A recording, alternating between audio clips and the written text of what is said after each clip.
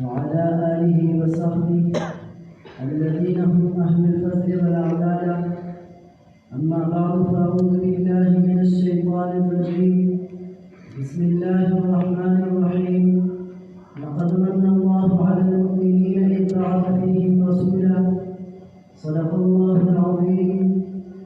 وقال النبي صلى الله عليه وسلم: إنما بعثت لأتمم مكارم الأخلاق، أو كما قال صلى الله عليه وسلم.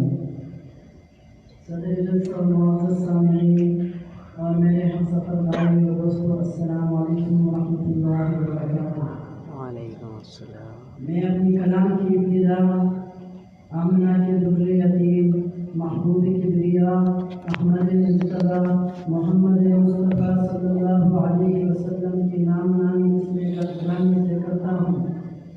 سامعین گرامی، حق تعالی شانہ کی بشمار نعمتوں میں سب سے بڑی نعمت حضور اقدس صلی اللہ علیہ وسلم کی ذات مبارکہ ہے، جس کو اللہ تعالی نے اس دنیا میں بطور نعمت کے مبعوث فرمایا.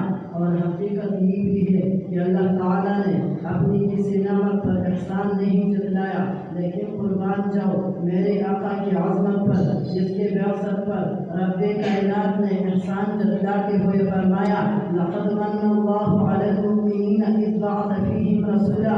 ارے میرے بندو، میں نے تم پر بہت بڑا احسان کیا کہ اپنے محبوب پیغمبر کو تمہاری طرف رسول بنا کر بھیج دیا.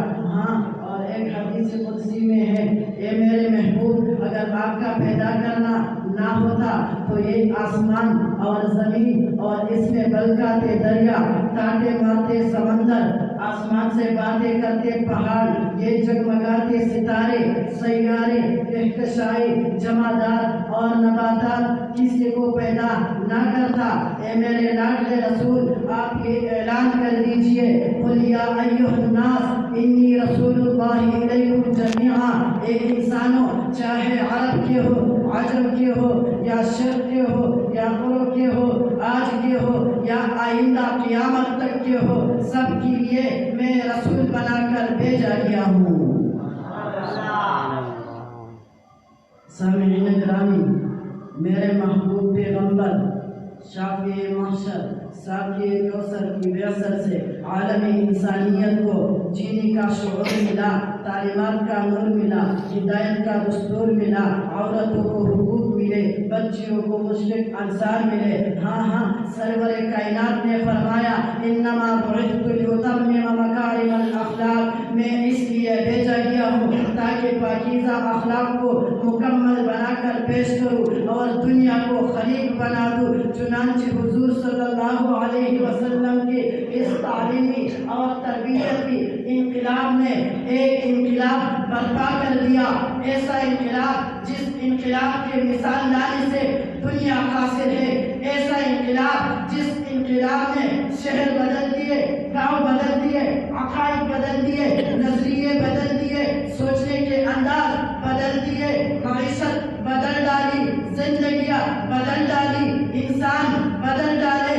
ہاں، اگر میں یہ کہوں کہ اللہ تعالیٰ نے 2 قرآن نازل فرمائے تو غلط نہ ہوگا. ایک علم قرآن، دوسرا عملی قرآن. علم قرآن اوراق اور کاغذوں میں موجود ہے، عملی قرآن حضور اقدس کی ذات مبارکہ ہے. جو کچھ علم قرآن میں اقوال کی شکل میں لکھا ہوا موجود ہے، وہ چیزیں عملی قرآن میں احوال کی شکل میں کیا ہوا موجود ہے. یہی وجہ ہے جب اماں عائشہ صدیقہ رضی اللہ تعالی عنہا سے پوچھا گیا کہ حضور صلی اللہ علیہ وسلم کی اخلاق و سیرت کیا تھی، تو فرمایا: کان خلقہ القرآن. اگر میرے محبوب کا سیرت دیکھنی ہے تو اول سے آخر تک قرآن پڑھتے جاؤ اور میرے محبوب کی سیرت کو مطالعہ کرتے جاؤ. ہاں، اگر تم باپ ہو تو دیکھو کہ فاطمہ کے باپ نے کیا کرتے تھے. اگر تم شوہر ہو تو دیکھو کہ عائشہ اور صدیقہ کے شوہر کیا کرتے تھے. اگر تم حاکم ہو تو دیکھو کہ مدینہ منورہ کے حاکم نے کیا طریقہ اختیار کیا. ہاں، اگر تم تاجر ہو تو دیکھو کہ شام کی تجارت میں، کہ شام کی تجارت کی نے کیا طریقہ اختیار کیا. آپ صلی اللہ علیہ وسلم نے عبادت بھی کی، تجارت بھی کی، سیاست بھی کی، زراعت بھی کی، جہاد بھی کی. زندگی کا کوئی شعبہ نہیں چھوڑا جس میں حضور اقدس صلی اللہ علیہ وسلم کی ذات نمونہ کے طور پر موجود نہ ہو. چنانچہ علم قرآن نے عمل قرآن کی طرف اشارہ کرتے ہوئے فرمایا لقد کان لکم فی رسول اللہ اسوۃ حسنہ.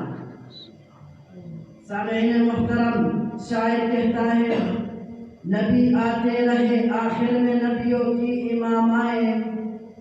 نبی آتے رہے آخر میں نبیوں کی امام آئے. وہ دنیا میں خدا کا آخری لے کر پیام آئے.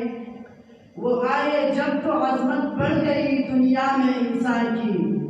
وہ آئے جب تو عظمت بڑھ گئی دنیا میں انسان کی. وہ آئے جب تو انسان کو فرشتوں کی سلام آئے. وہ ہے بے شک بشر لیکن تشہد میں اذانوں میں. وہ ہے بے شک بشر لیکن تشہد میں اذانوں میں. جہاں دیکھوں خدا کے نام کے بعد ان کا نام آئے. وما علینا الا البلاغ المبین.